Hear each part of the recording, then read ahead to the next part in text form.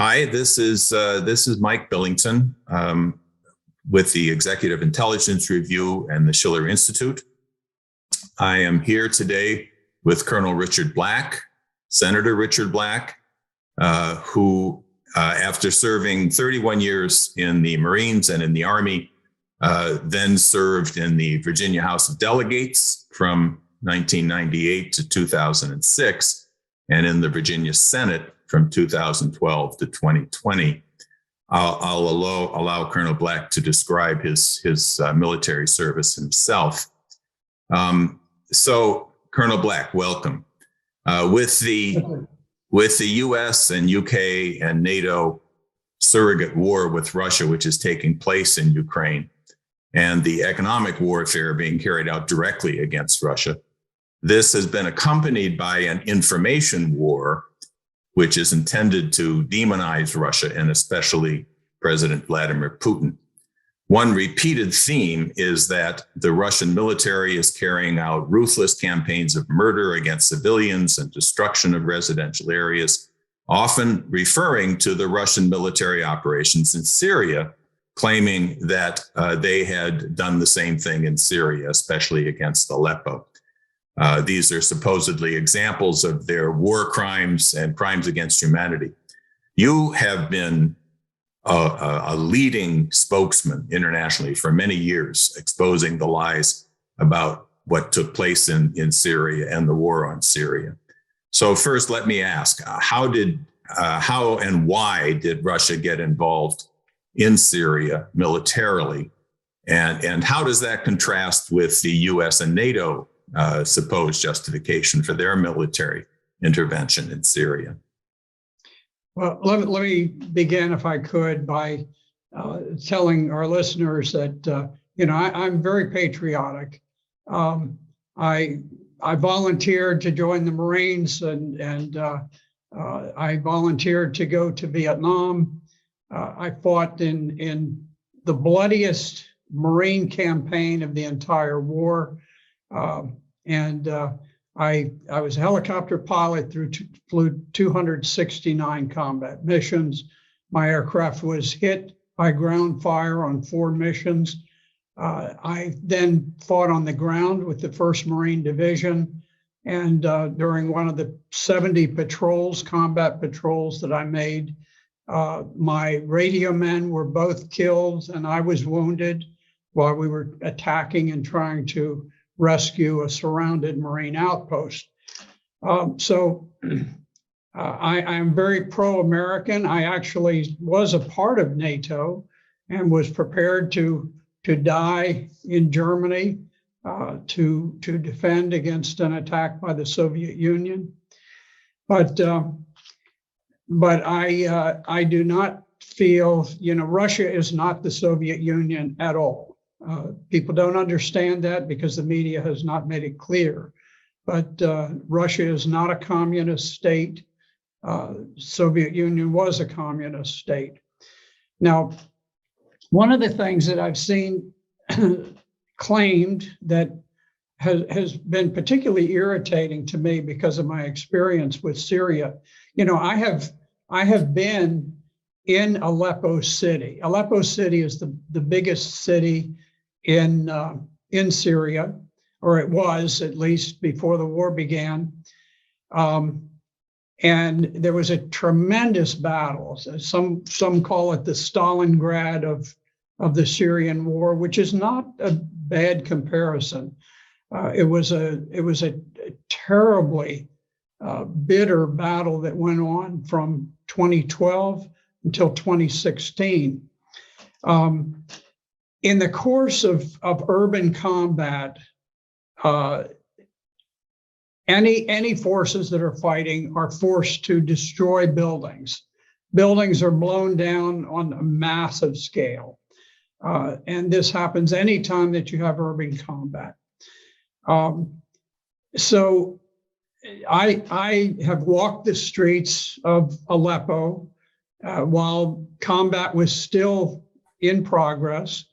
I have looked across through a slit in the sandbags at enemy-controlled territory I've stood on tanks that were blown out and this type of thing. What I do know, and I can tell you about Aleppo, is that Russia was extremely reluctant to get involved in combat in Syria. The war began in 2011 when the United States landed Central Intelligence operatives to begin coordinating with Al-Qaeda and other terrorist groups. And we have been unwavering supporters of Al-Qaeda since before the war formally began. We are supporters of Al-Qaeda today, where they're bottled up in Idlib province. The CIA supplied them under secret Operation Timber Sycamore. We gave them all of their anti-tank weapons, all of their anti-air missiles. And Al-Qaeda has always been our proxy force on the ground. They, together with ISIS, have carried out the mission of the United States, together with a great number of affiliates that really are kind of interchangeable. You have the Free Syrian Army. Soldiers move from ISIS to Al-Qaeda to Free Syrian Army rather fluidly.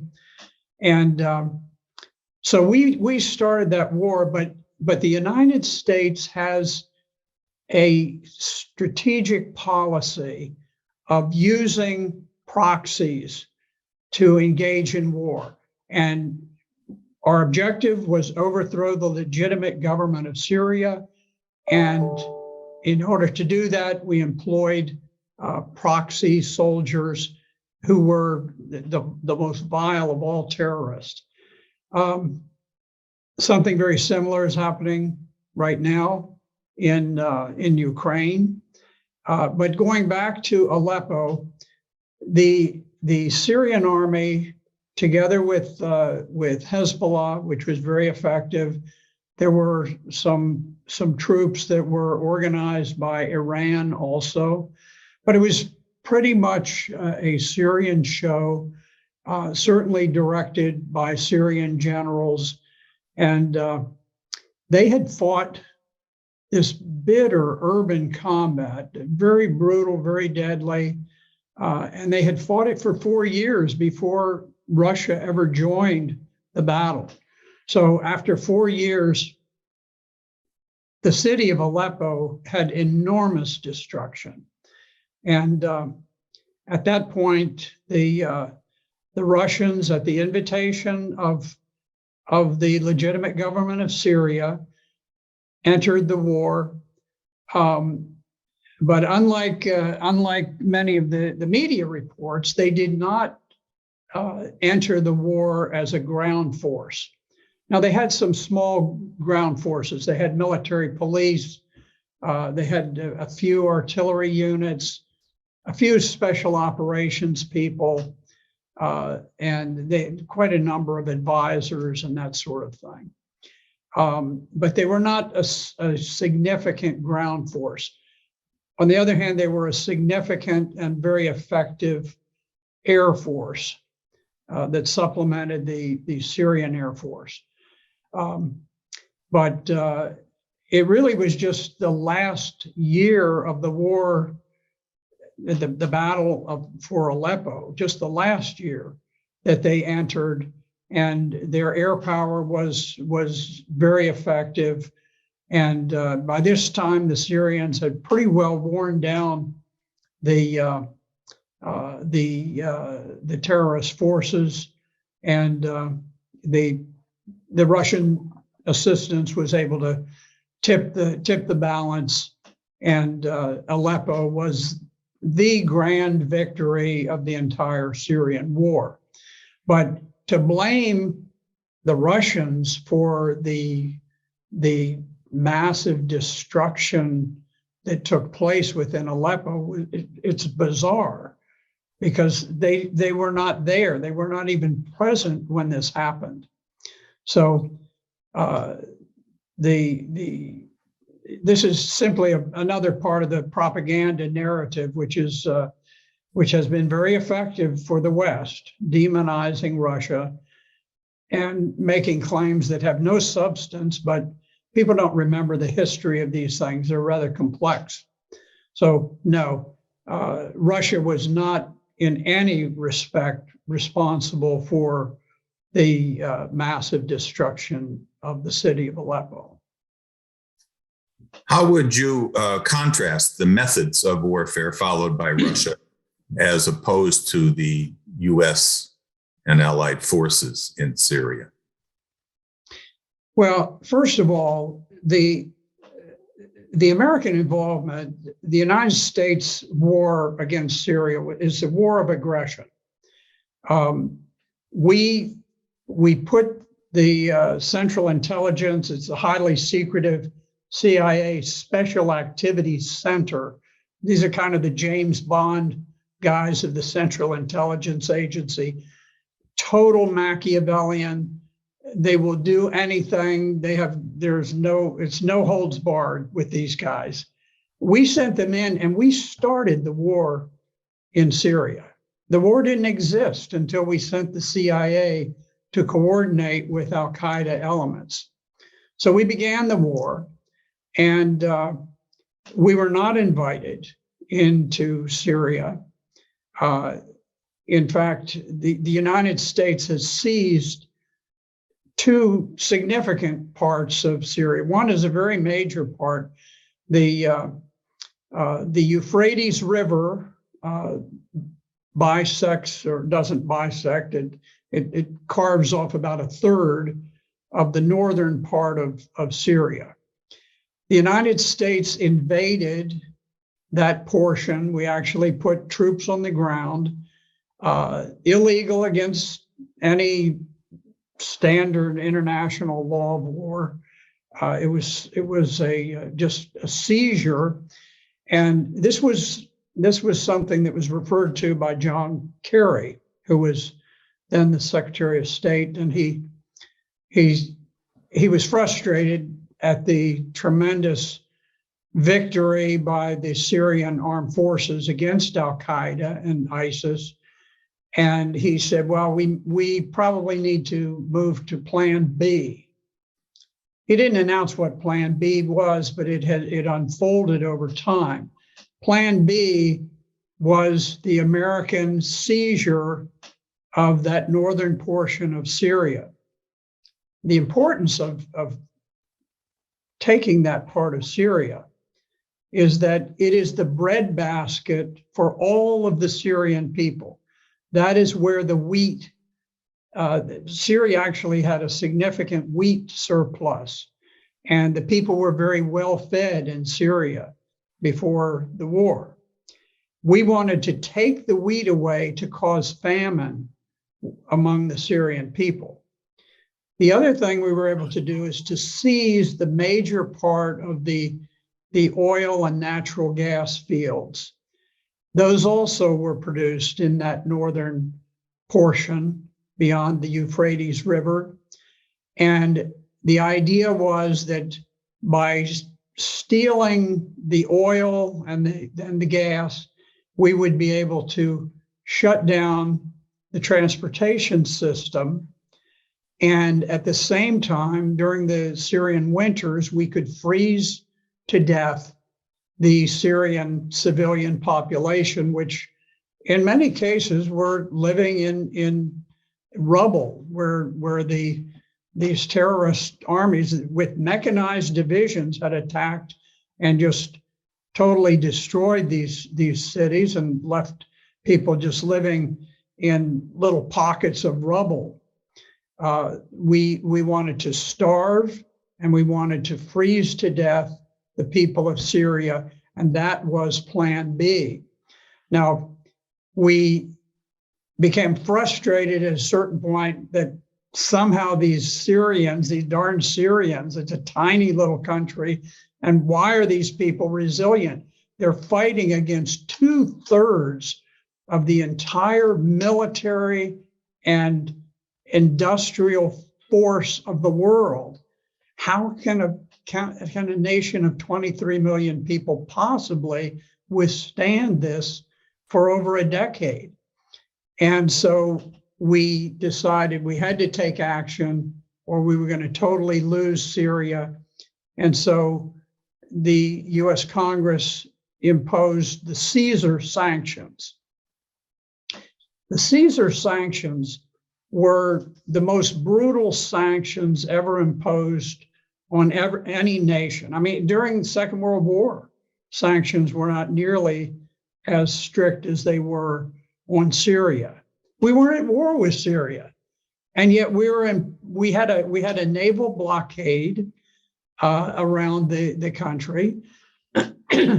We devalued their currency through the SWIFT system for international payments, making it impossible for them to purchase medications.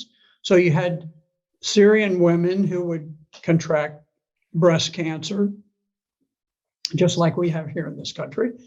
But instead of here in this country, where breast cancer has become relatively treatable, we cut off the medical supplies so that the women in Syria would die of breast cancer because they could not get the medications because we slammed their dollars through the SWIFT system. One of the last things that we did, and the evidence is vague on it, but there was a mysterious explosion in the harbor in Lebanon, and it was a massive explosion of a shipload of ammonium nitrate fertilizer. It killed hundreds of Lebanese people. It wounded thousands and thousands, destroyed the economy of Lebanon, and most importantly, it destroyed the banking system of Lebanon, which was one of the few lifelines remaining to Syria. I don't think that explosion was accidental. I think it was orchestrated, and I suspect that the Central Intelligence Agency was aware of the nation that carried out that action to destroy Beirut Harbor. But throughout, you see this Machiavellian approach where we use unlimited force and violence. And at the same time, we control the global media to where we erase all discussions of what's truly happening. So to the man, the woman in the street, they think things are fine. Everything is being done for altruistic reasons, but it's not. Part of your military service was as a JAG officer, and for a period of time, you were the Army's head of the criminal law division at the Pentagon. And in that light, what do you see as the of how these Caesar sanctions? How would you look at those from the perspective of international law and military law? Well, now, I was not the international law expert. I was the criminal law expert. But I would say that making war on a civilian population is a crime of grave significance in the law of war. One of the things that we did as we allied ourselves with Al Qaeda and on and off with ISIS. I mean, we fought ISIS in a very serious way, but at the same time, we often employed them to use against the Syrian government. So it's kind of a love-hate, but we have always worked with the terrorists. They were the core. One of the policies that was followed was that under this extreme version of Islam, this Wahhabism, there was this notion that you possess a woman that you seize with your strong right arm in battle. This goes back to the 7th century. And so we facilitated the movement of Islamic terrorists from 100 countries. And they came and they joined ISIS, they joined Al-Qaeda, they joined the Free Syrian Army, all of these different ones. And one of the things that they knew when they arrived is that they were lawfully entitled to murder the husbands. I'm not talking about military people, I'm talking about civilian. They could murder the husbands, they could kill them, and then they could possess and own their wives and their children. And they did it in vast numbers. And so there was a campaign of rape. It was an organized campaign of rape across the nation of Syria. And there actually were slave markets that arose in certain of these rebel areas where they actually had price lists of the different women. And interestingly, the highest prices went to the youngest children because there were a great number of pedophiles, and the pedophiles wanted to possess small children because under the laws that were applied, they were permitted to rape these children repeatedly. They were able to rape the widows of the slain soldiers or the slain civilians and possess them and buy them and sell them among themselves. This went on. I'm not saying that the CIA created this policy, but they understood that it was a widespread policy and they condoned it. They never criticized it in any way. This was so bad that I spoke with President Assad, who shared with me that they were in the process when I visited in 2016. I was in a number of battle zones and in the capital, and I met with the president, and he said that at that time they were working on legislation in the parliament to change the law of citizenship. They had always followed the Islamic law, which was that a child's citizenship derived from the father. But there were so many tens, hundreds of thousands of Syrian women impregnated by these terrorists who were imported into Syria that it was necessary to change the law so that they would have Syrian citizenship and they wouldn't have to be returned to their ISIS father in Saudi Arabia or in Tunisia. They could be retained in Syria. And I checked later, and that law was passed and was implemented. But it just shows the utter cruelty. When we fight these wars, we have no limits on the cruelty and the inhumanity that we're prepared to impose on the people, making them suffer so that somehow that will translate into overthrowing the government and perhaps taking their oil, taking their resources. Clearly the policy against Russia today by the current administration. Yes.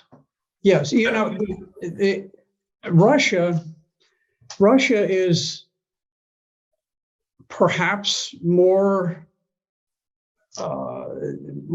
blessed with natural resources than any other nation on earth. They are a major producer of grain, of oil, of aluminum, of fertilizers, of an immense number of things that tie into the whole global economy. And no doubt there are people who look at this and say, you know, if we could somehow break up Russia itself, there will be fortunes made to where trillionaires will be made by the dozens. And there's some attraction to that. Certainly, you've seen some of this taking place already with foreign interests taking over Ukraine and taking their vast resources. But we began a drive towards Russia almost immediately after the Soviet Union dissolved in 1991.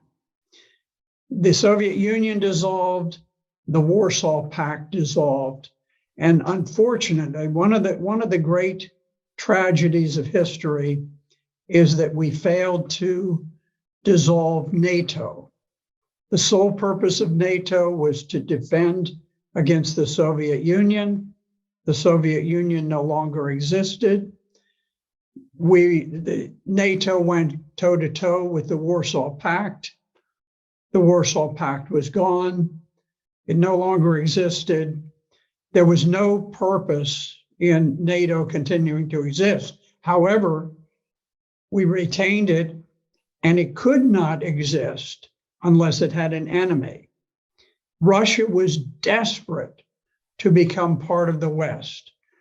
I met with the head of Gazprom, the largest corporation in Russia, and this was shortly after the demise of the Soviet Union.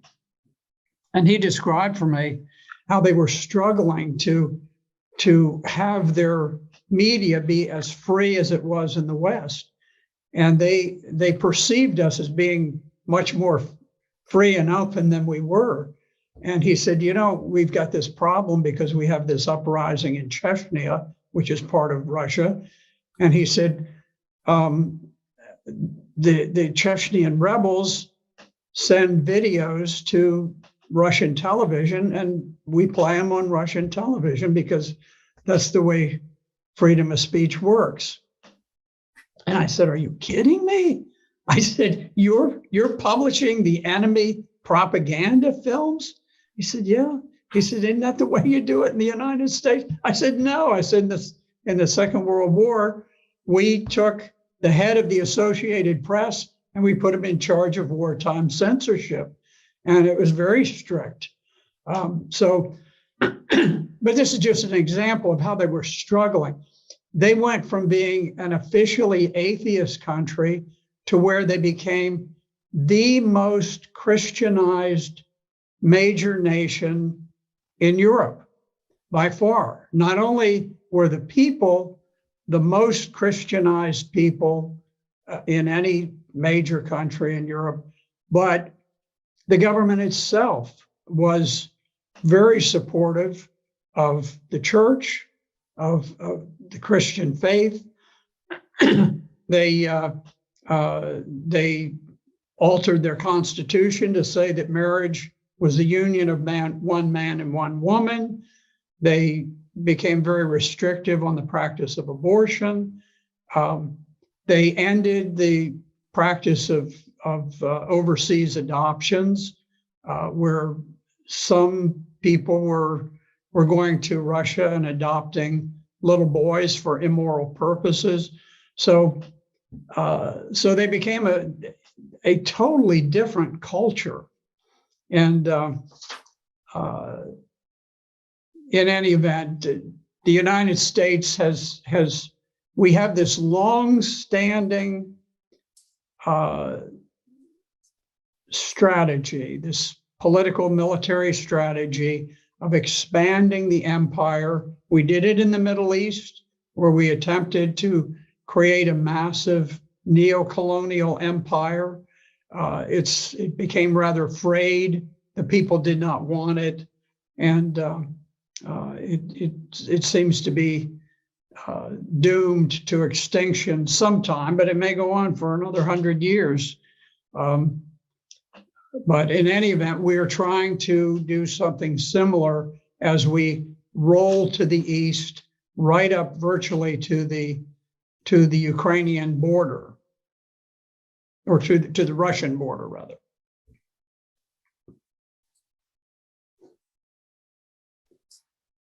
So The U.S. and U.K. position on the war in Ukraine, just over these last few weeks, has now become not only supporting the war, but victory at all costs. This has been declared by Defense Secretary Austin and others, and they are pumping in huge quantities of not only defensive but offensive military weaponry to the Kiev regime. What do you see as the consequence of this policy? I think one thing that it will do is it will ensure that a tremendous number of innocent Ukrainian soldiers will die needlessly. A lot of Russian soldiers will die needlessly. These are kids. You know, kids go off to war. I went off to war as a kid. You think your country, right or wrong, everything they're doing is fine. It breaks my heart when I look at the faces of young Russian boys who have been gunned down, in some cases very criminally by Ukrainian forces. And likewise, I see Ukrainian young men who are being slaughtered on the battlefield. We don't care. The United States and NATO, we do not care how many Ukrainians die. Not civilians, not women, not children, not soldiers. We do not care. It's become a great football game. We've got our team, they've got our team, rah, rah. We want to get the biggest score and run it up. And, we don't care how many of our players get crippled on the playing field, as long as we win.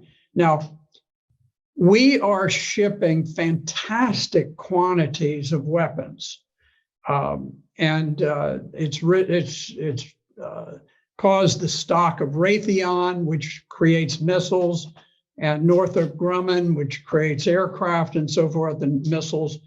All of these defense industries have become tremendously bloated with tax dollars. I don't think it's ultimately going to change the outcome. I think that Russia will prevail.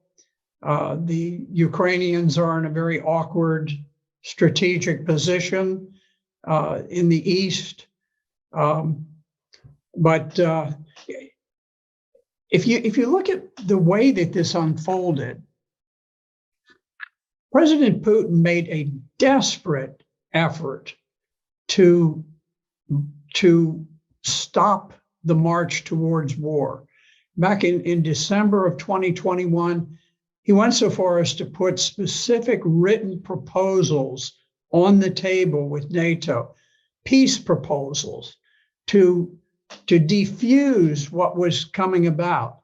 Because at this point, Ukraine was massing troops to attack the Donbass.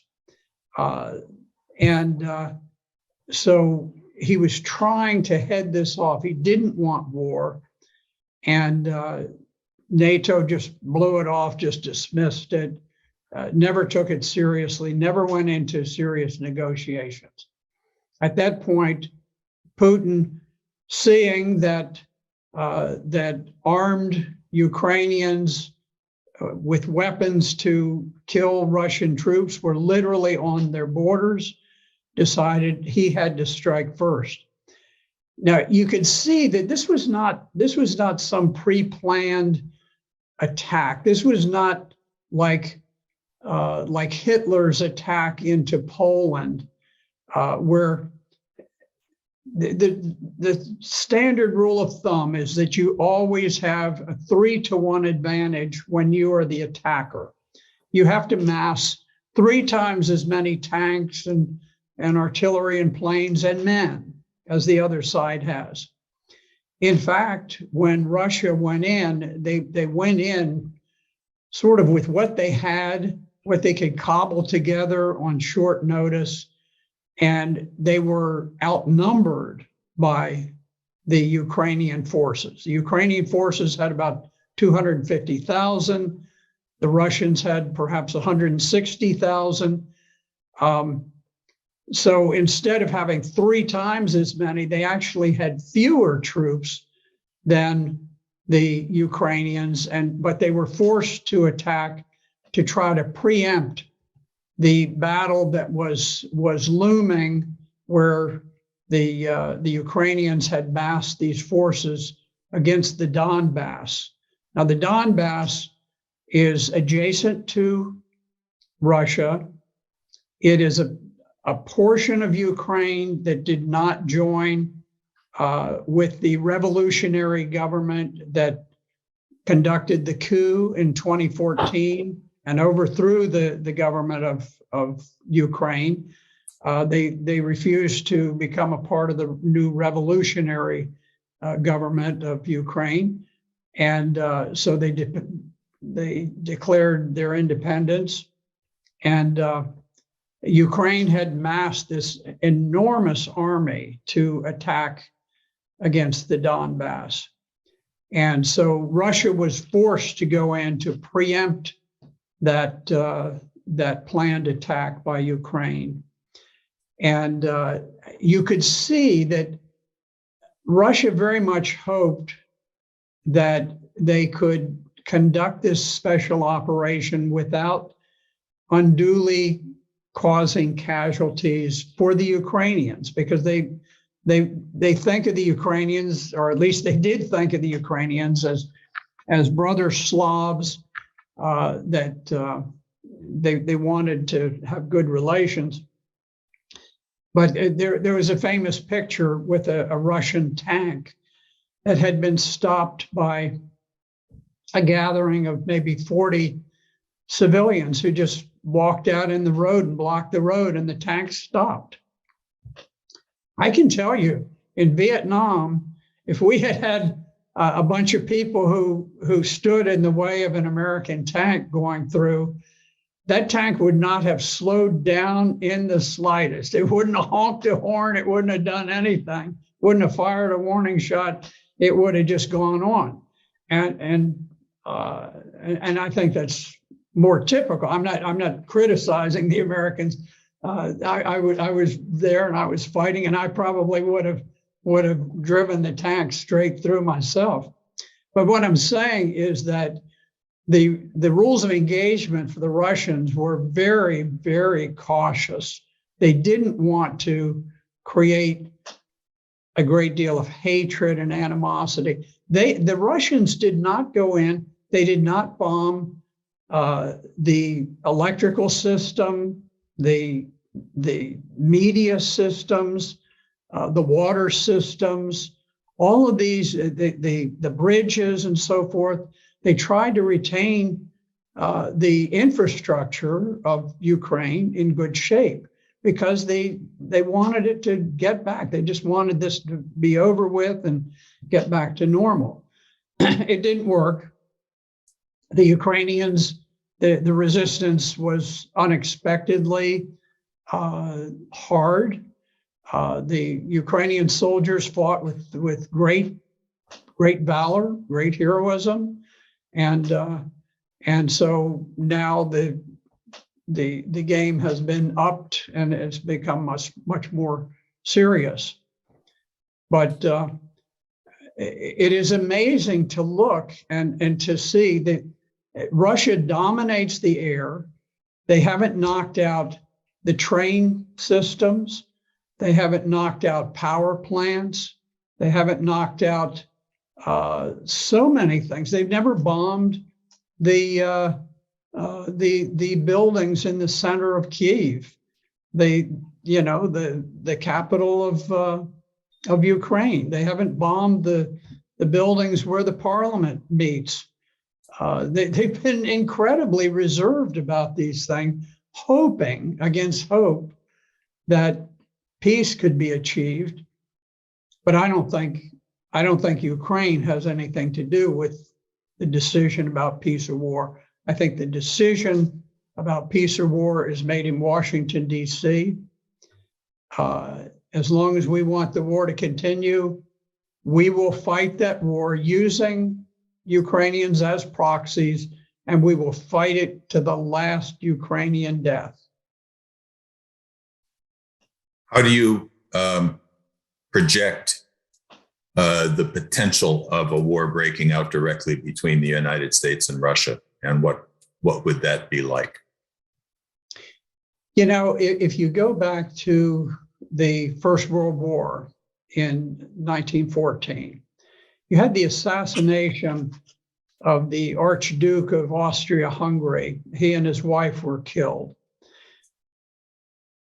As a result of those two people being killed, you had a domino effect of all of these alliances and anger and media hysteria.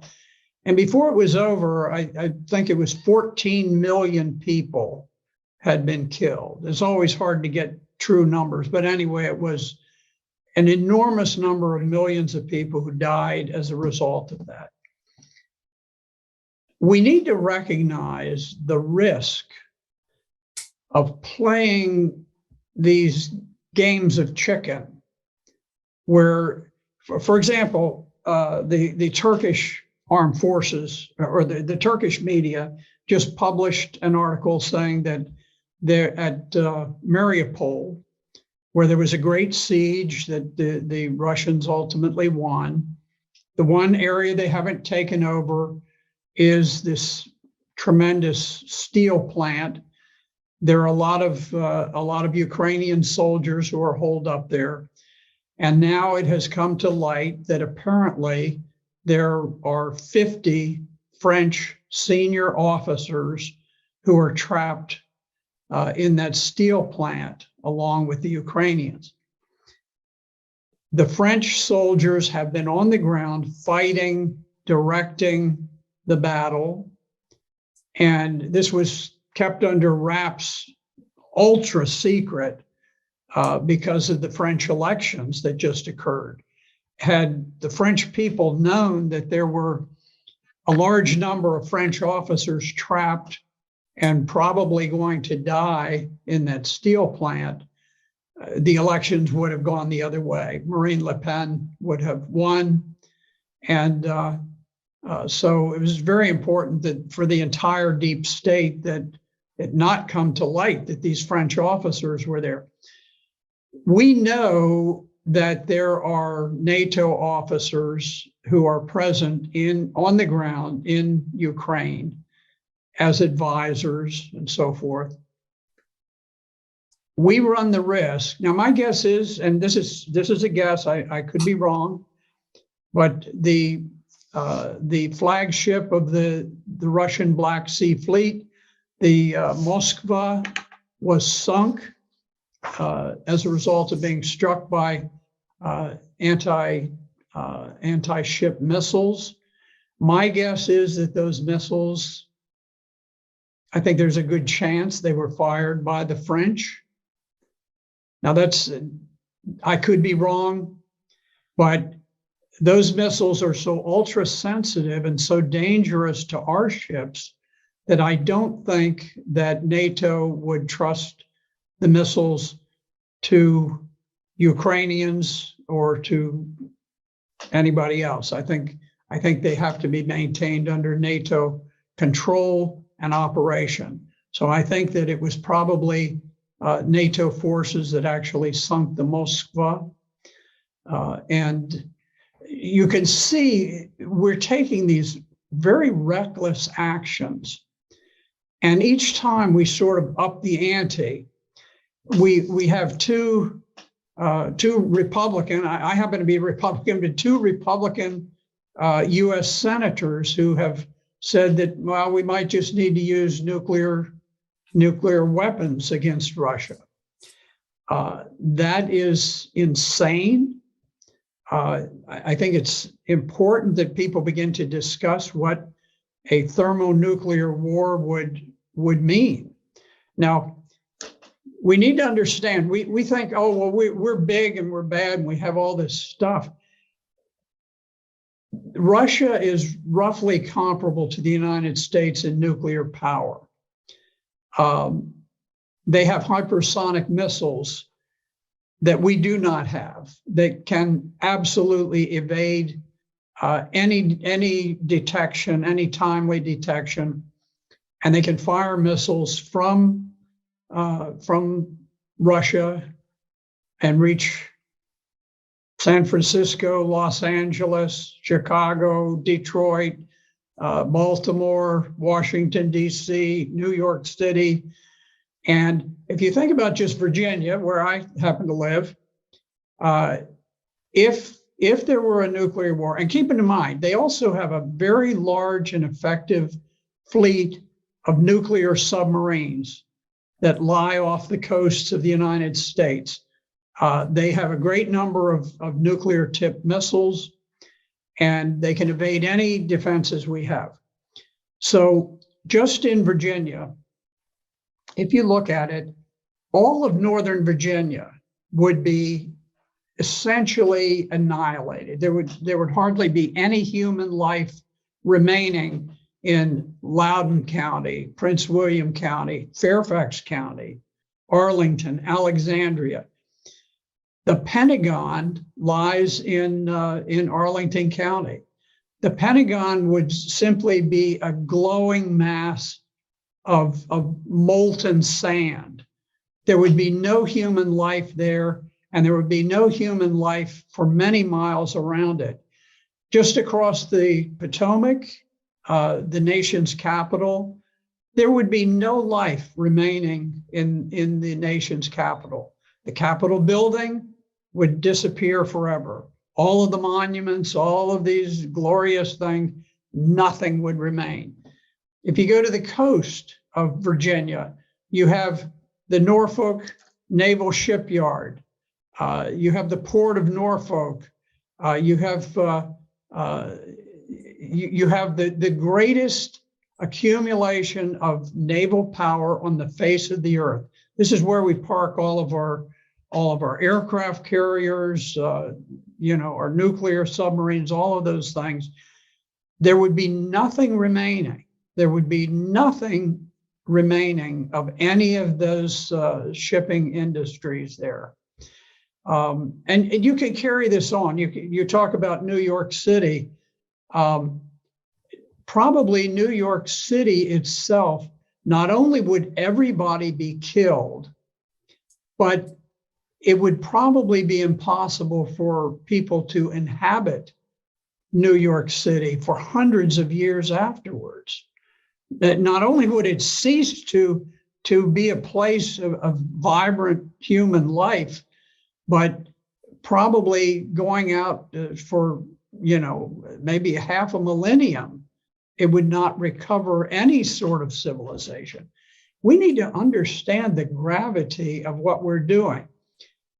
Perhaps if it were a matter of life and death for the United States, what happens in Ukraine, that would be one thing.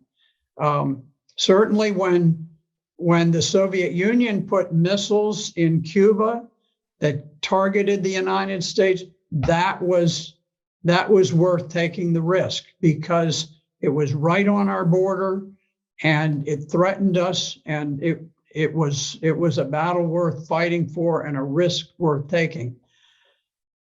The Russians are in exactly the mirror image of that situation, because for them, the life of Russia depends on stopping NATO from advancing further right into Ukraine, right to their borders.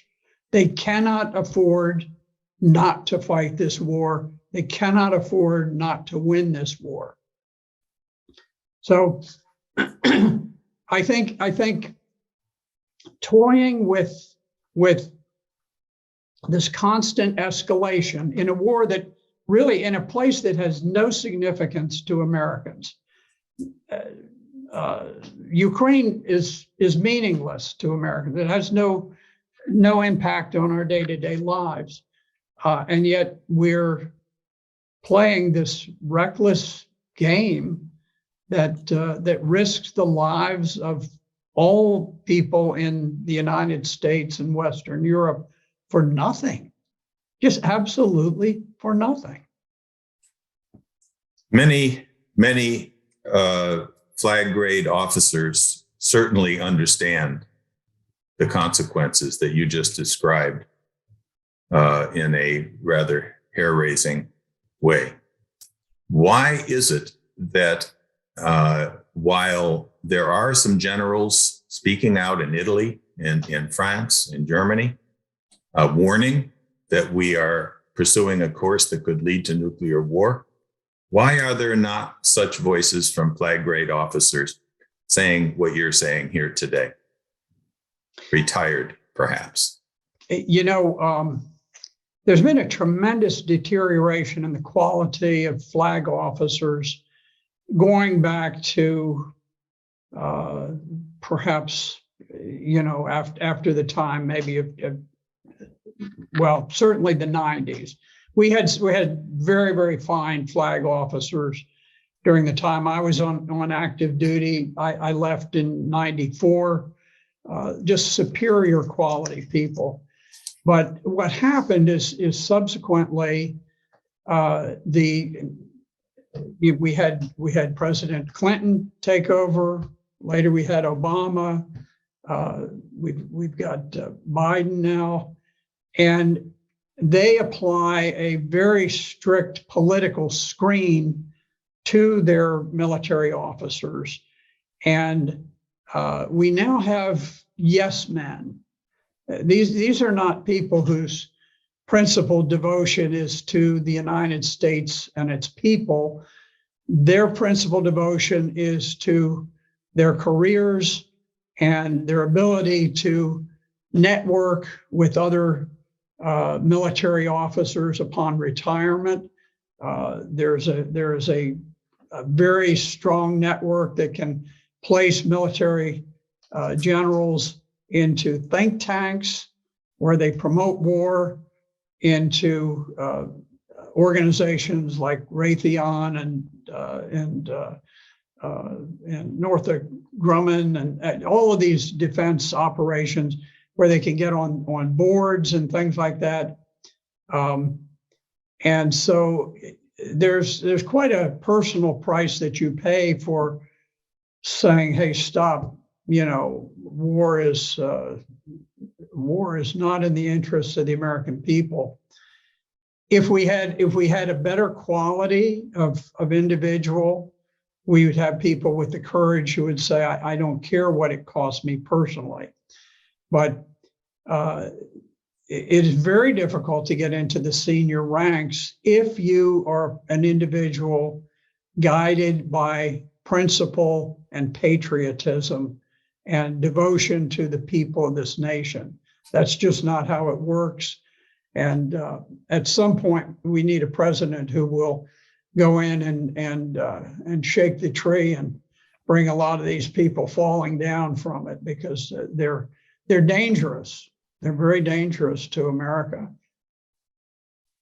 Helga Zepp-LaRouche and the Schiller Institute have a petition, and we held a conference on April 9th on the same theme, being that the only way to really stop this descent into hell and into potential nuclear holocaust is for a new peace of Westphalia. In this case, an international conference to secure a new security architecture and a new development architecture, the right to development for all countries. And like the Peace of Westphalia, one in which all sides sit down together, recognize their interests, their sovereign interests, as including the sovereign interests of the others, and forgiving all past crimes. Anything short of that is going to keep this division of the world into warring blocs. Just like I asked, what's keeping the generals from speaking out?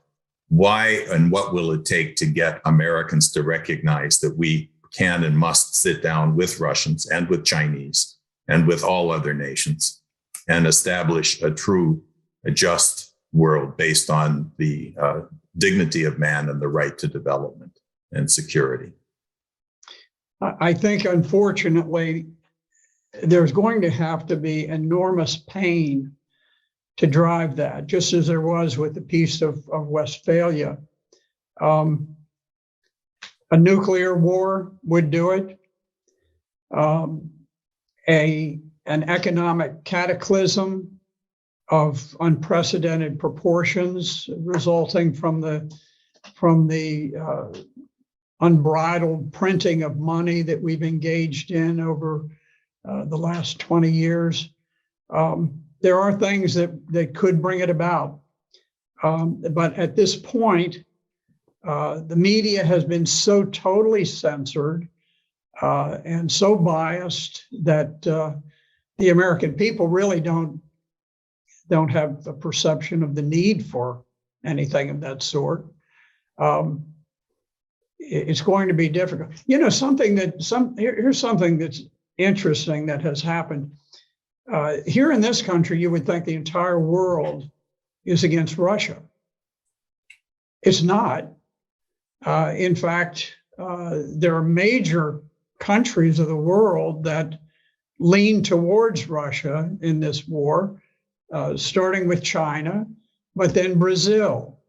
You've got South Africa, Saudi Arabia, a wide array of countries, tremendous India. India is tremendously supportive of Russia.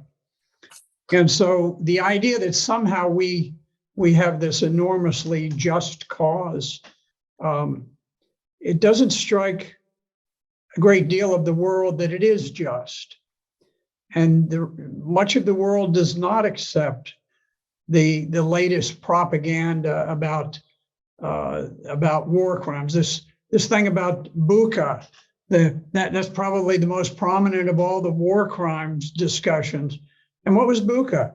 There was a film taken of a vehicle driving down the road in Bucha, which had been recaptured from the Russians. And every 100 feet or so, there was some person with his hands zip tied behind his back, and he'd been killed. This was discovered, it was not announced until 4 days after the Ukrainians had retaken Bucha. Now, we knew almost nothing about it. We actually didn't even have proof that people had been killed, but assuming they had, we didn't know where they had been killed. We did not know who they were. We did not know who killed them. We did not know why they were killed. No one could provide an adequate motive for the Russians to have killed them. The Russians held Bucha for a month. If they were going to kill them, why didn't they kill them during that month? And if you were going to slaughter a bunch of people, wouldn't they all be in one place, and wouldn't you gun them all down there? Why would they be distributed along a roadside, you know, a mile along the way? It makes no sense. What we do know is that 4 days after, the mayor of Bucha joyously announced that the city was liberated. 4 days after, the Ukrainian army had moved in, and their special, their propaganda arm of the Ukrainian military were there. All of a sudden, there were these dead people on the road. How come they weren't there when the Russians were there? How come they only appeared after the Russians were gone? If I were looking at that as simply a standard criminal case, and I was talking to Criminal Investigation Division or the FBI or military police or something, I'd say, okay, the first thing, let's take a look at the Ukrainians. My guess would be, and you start with a hunch when you're investigating a crime. My hunch is that the Ukrainians killed off these people after they moved in and after they looked around and said, okay, who who was friendly towards the Russian troops while the Russians were here? We're gonna execute them. That would be my guess, because I don't see any motive for the Russians to have just sort of killed a few people on their way out of town. So you have and nobody questions these because the corporate media is so monolithic. We know for a fact from the mouth of the head of a Ukrainian hospital, the guy who ran the hospital, he boasted that he had given strict orders to all of his doctors that when wounded Russian POWs, when casualties were brought in, they were to be castrated. Now, this is a horrific war crime admitted from the mouth of the hospital administrator, and the Ukrainian government said, we'll look into that, like it's no big thing. I can't think of a more horrific war crime ever. Where did you hear about it? On ABC and MSNBC and CNN and Fox News? Not a whisper. And yet the proof is undeniable. We had another clip where there was a POW gathering point where the Ukrainians would bring POWs to a central point for processing. And this is about a 7-minute video, and the Ukrainian soldiers simply gunned them all down. And they had probably 30 of these wounded Russian soldiers laying on the ground, some of them clearly dying from their wounds. Some of them, they put plastic bags over their head. Now, these are guys who are laying there, sometimes fatally wounded, with their hands zip tied behind their backs, and they've got plastic bags over their heads so that making it difficult to breathe. And because they can't raise their hands, they can't take the bags off so that they can breathe.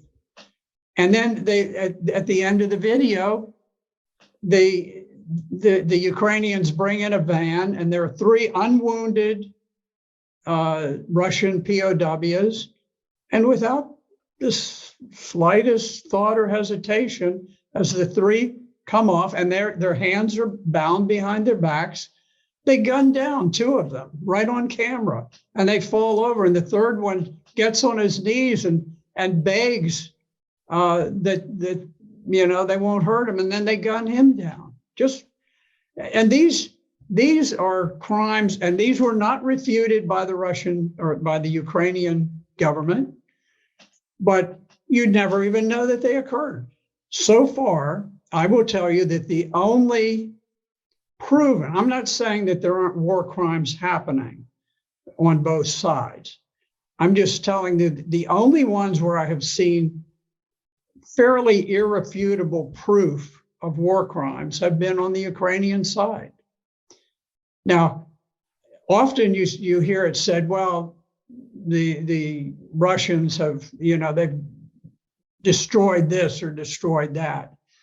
Well, I got to tell you, you go back to the wars that we fought when we invaded Iraq, the shock and awe.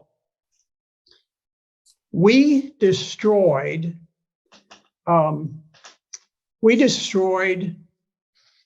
virtually everything in Iraq, everything of significance. We bombed military and civilian targets without much discrimination. The coalition flew 100,000 sorties in 42 days.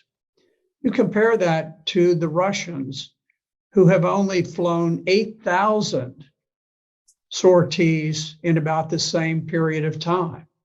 100,000 American bombs versus 8,000, not bombs, but sorties of bombs. 100,000 versus 8,000 in about the same time.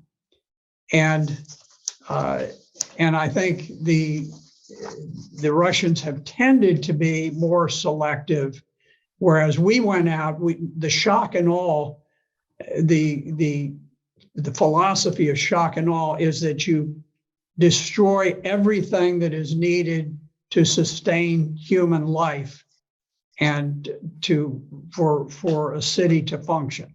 You knock out the water supply, the electrical supply, the heat, the oil, the gasoline, so that you knock out all of the major bridges, and then you just continue and you just destroy everything.